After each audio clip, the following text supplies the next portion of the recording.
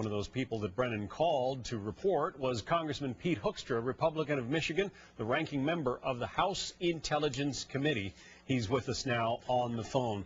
Congressman Hoekstra, I want to begin by replaying some of what John Brennan said on the Sunday shows over the weekend. I know that you said your BlackBerry started going crazy after he said some of these things. I want to play that for our viewers in case they missed it and then get your reaction on the other side. On Christmas night, I called a number of senior members of Congress. I spoke to Senators McConnell and Bond. I spoke to Representative Boehner and Hoekstra. I explained to them that he was in FBI custody, that Mr. Abdul-Muttalib was in fact talking, that he was cooperating at that point.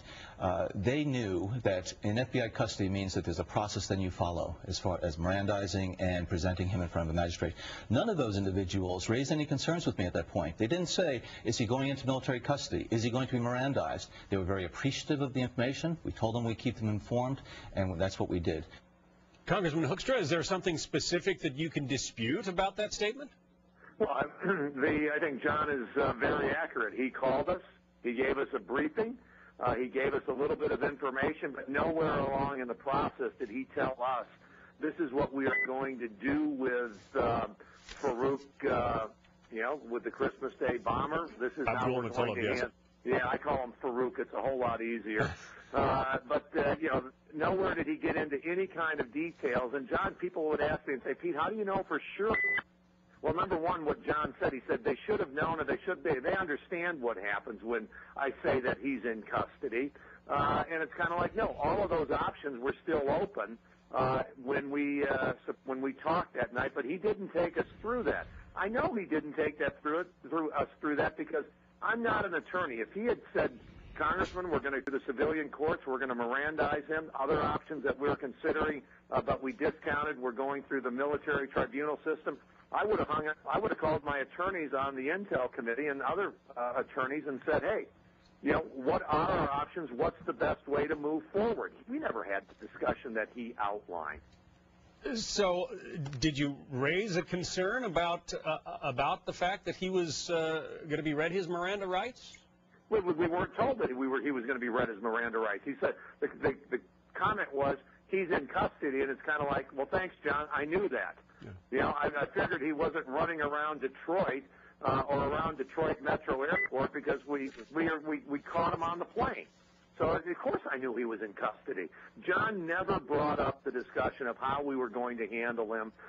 John's trying to change the subject to other things because of this administration's miserable record on fighting homegrown terrorism and fighting radical jihadists. I mean, they're in hot water for what? Moving KSM to New York City. That's not Republicans. That's the mayor over there that's now saying it's a bad idea. The police chief. I did want to bring that up, talking about changing the subject. President Obama commented on that very topic in his interview with Katie Couric over the weekend, the prospects of moving the Khalid Sheikh Mohammed trial out of Manhattan. Listen to this, and then let's get your reaction. Have you ruled out trying confess 9/11 mastermind Khalid Sheikh Mohammed in New York City? I have not ruled it out, but I think it's important for us to take into account the practical, logistical issues involved. I mean, if you've got a city that is saying no, and a police department that's saying no, and a mayor that's saying no, that makes it difficult. Perhaps the president should have asked those questions before suggesting New York host the trials, Congressman? No, absolutely. I mean, this is the whole thing of shoot, ready, aim. I mean, he made that mistake in New York City, saying we're going to try him in New York City without ever talking to the police chief, without ever talking to the mayor. He made the decision to close Gitmo with no plan as to where he was going to move them.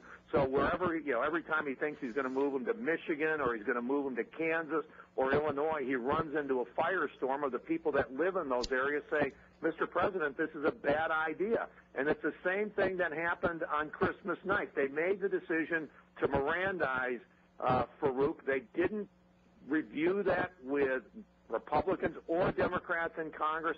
They didn't even review it with their Director of National Intelligence or the Director of the FBI. So it's, they're they're making all of these decisions, and they're not consulting with the people who would help them from stepping into pothole after pothole. So they're having to backtrack on all of these issues. Congressman Pete Hoekstra, Republican of Michigan. Thanks. Hey, thank you.